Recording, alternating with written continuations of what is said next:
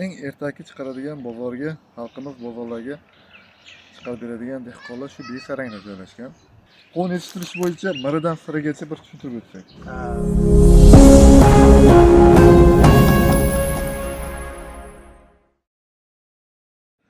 Assalomu alaykum hurmatli dehqonlar, bizni kuzatuvchilar. Mana endi hozir biz sizlarga qo'n yetishtirish bo'yicha bir agrotexnikani ko'rsatib o'tmoqchimiz. Biz hozir Farg'ona viloyati Toshloq tumani Besarang qishlog'idamiz. Besarang nimasi bilan mashhur?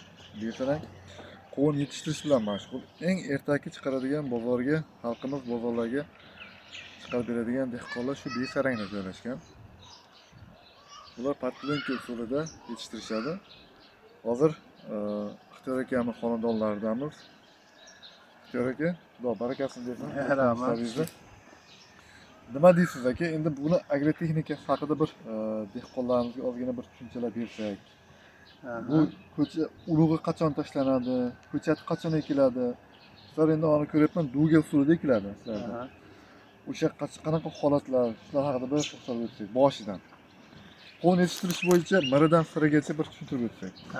Biz urug'ni fevral oyida 5-fevraldan 10-fevral, yil 12-fevralda tashladim va o'zi urug'ni. Shu qishi fevraldan to martning 10'larigadir ob-havoga qarab 10'larigadir parnida saqlaymiz ko'chatini. Yil 17-martda, yil 17-martda, 22-martda ikkiga bo'lib ekilgan mana shu ko'chatlar. Bunisi 17-martda ekilgan. Shu ko'chat holati. Ko'chat shunda bir oy davomida tayyor bo'ladi. Bir oyda tayyor bo'ladi, Ko'chat bir oyda tayyor bo'ladi. Sixonada, parnida saqlab. Endi haligi stakanda qilasizmi yoki kasetadami? Yo'q, stakanda. Kaseta bizga va kasetani nima qilib ko'rganman. Kaseta bizga qandaydir bu noqulaylik bildirdi, u bo'lmadi kasetada. Haligi turpog'i chachilib ketishi. Bu nimani ko'tarib yurib olganda turpog'i chachilib ketishi bizga aytmadi. Bizga asosan stakanda qo'yib ketib, stakandan olib turib o'tkazish o'sha ma'qul. Ikki sxemalarimiz qanaqa bu yerda? Bizda ikki sxemasi shu ariq bilan ariqni masofasi 250. 250. Ko'chat orasi 50 sm. Ko'chat bilan ko'chat orasi 50 sm. Ariqqa necha qo'yasizlar? Ariq 90 sm. Tomchilab sug'orish emas, ariq orqali. Bizda ariqdan sug'orish, tomchilab sug'orish emas. Mana hozir endi bugun 14-aprel bo'lsa, plyonkalarni yig'ishtirib olish keldi vaqtida. Boshlandi endi plyonkalar yig'ishtirib olyapmiz. Hozir o'sha yerga kelamiz. Ixtiyor aka, hop ko'chatni ekayotgan paytingizda qanaqa usulda ekasiz? Masalan, dorli suvga botirib ekasizmi yoki nimalar? Yo'q. Bu siz aytgan narsa bu ko'chatni ekishdan oldin hali uyachaga fosfor tashlab turib. Qancha miqdorda? Bu qanday desam bo'ladi? Bir qoshiq. Osh qoshiqda fosfor, ariqning ichiga amofos sepib turib, plyonka yoqib olamiz uni. Plyonka yopishdan oldin amofos sepib olamiz. Ustiga plyonka tortamiz. Ko'chatga ochib turib, uyachaning ichiga bir osh qoshiqda fosfor tashlab turib, o'shaning ustiga ko'chat o'rnatamiz. Ko'proq siz aytgan narsa, ekishdan oldin qurtqumursqalarga qarshi yoki bizda hozir qurtqumursqa unaqa narsalar yo'q. Bu narsaga ishlovimiz. Unaqa narsa qilmaymiz. Nima desam bo'lar ekan? Haligi nimalarni oldin ekishdan bir kun oldin barigiga udobrenalar bor-ku, mikroelementlar. O'shandan sepamiz, keyin mikroelement NPKni. O'shundan quyib olamiz. To o'zi o'rnashib olguncha, o'g'it berguncha shu narsadan oziqlanib turish uchun. NPKni nechiligidan foyda? Masalan, 10 mi yoki 18 mi? 13-40. 13-40 dan. Fosfor balantidan. Fosfor baland. U qancha suv quyiladi o'sha uyachiqqa? Uyachiqqa suv quymaymiz. Ko'chatni o'zini. Bo'ldi, tushunarli.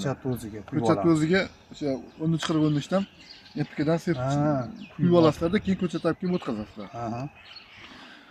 Shu bilan yopildi. Mana bu duga ham yopiladi mana bu. Bu duga ham yopiladi. Necha kungacha turib beradi duga ochilmasdan? uyga ochilmasam bir oyda. Bir oy. Ana hozir bir oyga yaqinlashib Ungacha hech qanaqa ishlov berilmaydi. yo'q beriladi. Ikkamizniki bir 2-3 kundan keyin og'zini ochiq olib berib turilgandan keyin 10 kundan keyin Aha. ishlov berish boshlanadi. Ochib yoniga dori beriladi. Qanaqa dori? Misol selitra.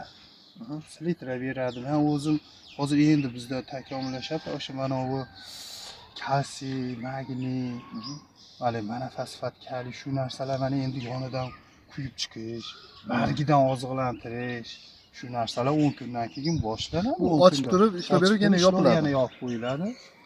Tushunarli. Shu bilan shu nimasiga qarab, chanqashiga qarab suv berib turiladi. Albatta, chanqasiga qarab suv berib turilaveradi. Suv hamki shu mana hozir bunga hali hozir suv berganim yo'q mana. Aha. Endi suv talab bor, suv endi beraman. Aha. Hozir endi buni plyunkasini olib tashlaysizlar endi. Ha, yo'q. Ustini. Endi bu yog'i faqat bargi bilan ishlov. Ha, bargidan ishlov. Bargidan ko'proq nima oziqa berasizlar? Bargidan ko'proq nima aminokislotali. Aminokislotali o'g'itlar sepiladi shu. Endi issiqqa chidamli o'sha keyin hozir zang kasalligiga ko'proq nima sepib qo'yamiz, ridamli go. Shundan bir marta sepib qo'yamiz. Bunga kasallik ham ko'p ham tushavermaydi ham u. Keyin hali hasharotlar misol tushguncha bu pishib tugaydi ham. Juda bu ertaki qovunda bitta tomoni o'sha kasallikka, hasharotlar hali uyg'onib tushguncha pishib tuya bo'linadi. Shu tarafdan kam ishlov beriladi hasharotlarga, kasallikka. Nasib bo'lsa qachonga pishadi bular? Xudo xolasa har yili shu mayda 15-dan boshlanadi. Mayda 15-dan boshlanadi. Endi bir yil mayda 15larga pishib qoladi, oldin pishib qoladi u ya. Asosan mayda 20laridan katta pishishga kiradi. Bu qishlog'ida deyarli har bir xonadon yetishtiradi. Ha, har bir xonadonda bor. Har bir xonadonda bor. Har bitta xonadonda. Endi bir tutdan nechtadan hosil olasizlar? Bir tutdan bizga uni ko'p hosili kerak emas. Bitta yo ikkita, yoki ikkita.